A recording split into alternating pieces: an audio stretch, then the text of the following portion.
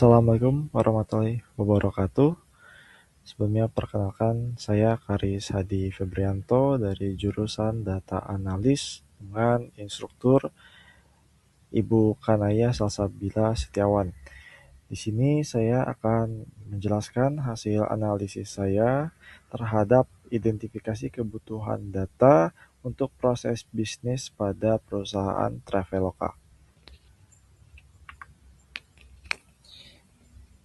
Sekilas tentang perusahaan Traveloka, ini didirikan pada tahun 2012, kemudian berevolusi dari mesin pencari harga tiket pesawat menjadi all-in-one super app perjalanan dan gaya hidup terbesar se-Asia Tenggara. Aktivitas bisnis utama yang dimiliki oleh Traveloka itu adalah pemesanan transportasi seperti pesawat, kereta api, bus, kemudian juga ada reservasi akomodasi seperti di hotel, di apartemen, di villa.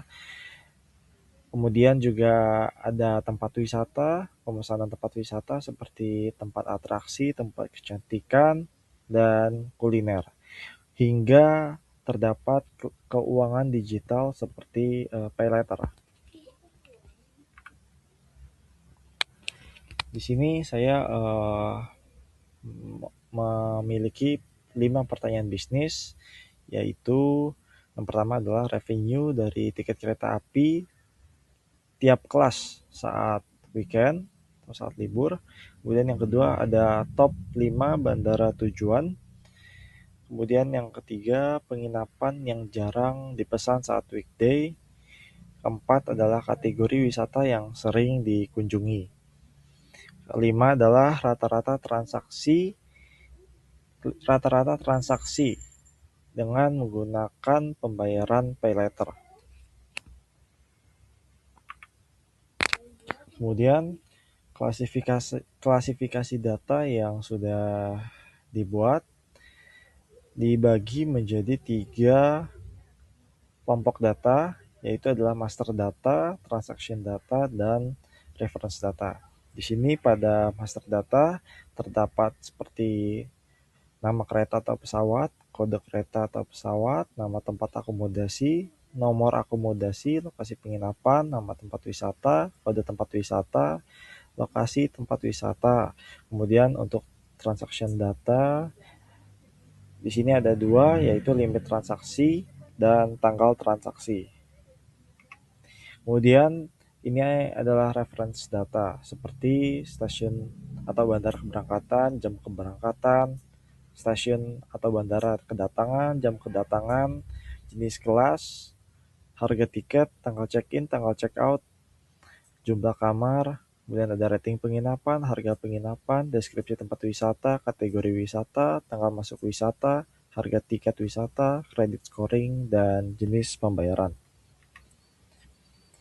Kemudian pada model operasional di sini dibagi menjadi 3, yaitu terpusat, tereplikasi, dan terdistribusi. Yang pertama, terpusat, ini ada transaksi.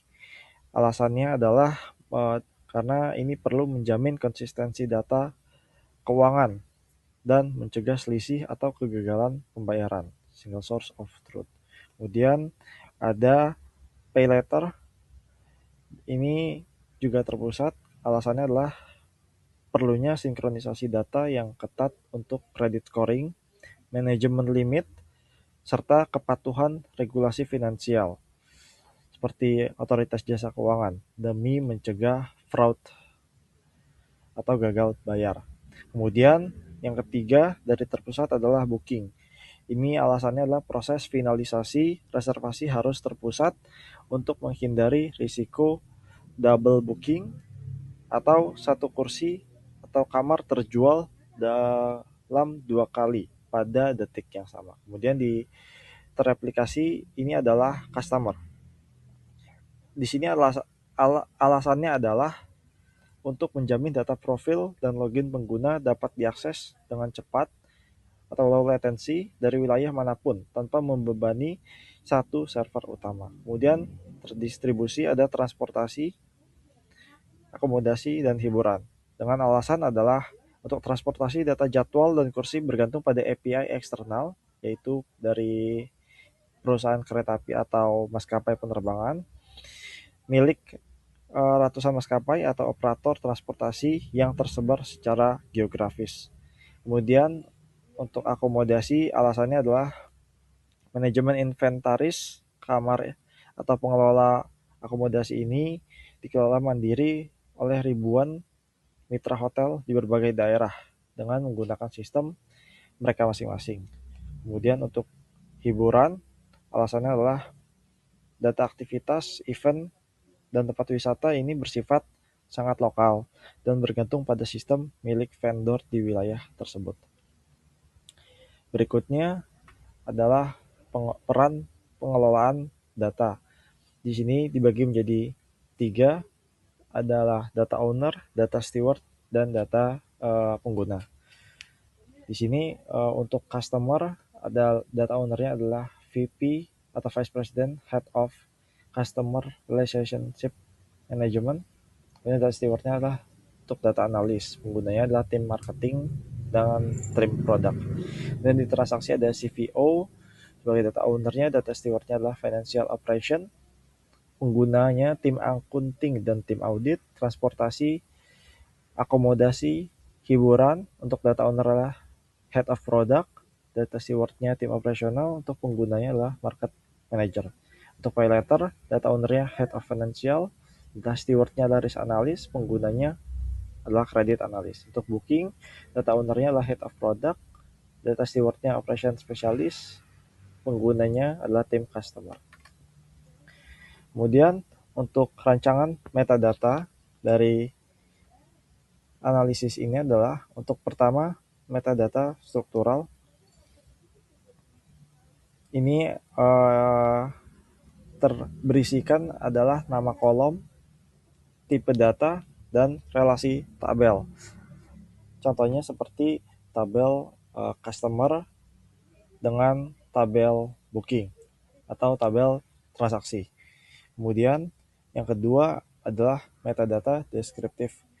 Di sini adalah berisi nama kolom yang memiliki ID unik, kata kunci, atau deskripsi agar dapat mudah dicari atau dapat ditampilkan di sistem atau aplikasi. Kemudian yang ketiga adalah metadata administratif. Di sini terdapat aspek keamanan yang salah satunya contohnya terenkripsi, kemudian ada juga hak akses dan durasi penyimpanan data. Sekian hasil pemaparan dari analisis saya. Kesimpulannya, rancangan dari identifikasi kebutuhan data ini diharapkan mampu membuat keputusan bisnis pada perusahaan traveloka menjadi jauh lebih efektif, lebih efisien, dan tentunya berbasis pada data. Sekian presentasi dari saya. Assalamualaikum warahmatullahi wabarakatuh.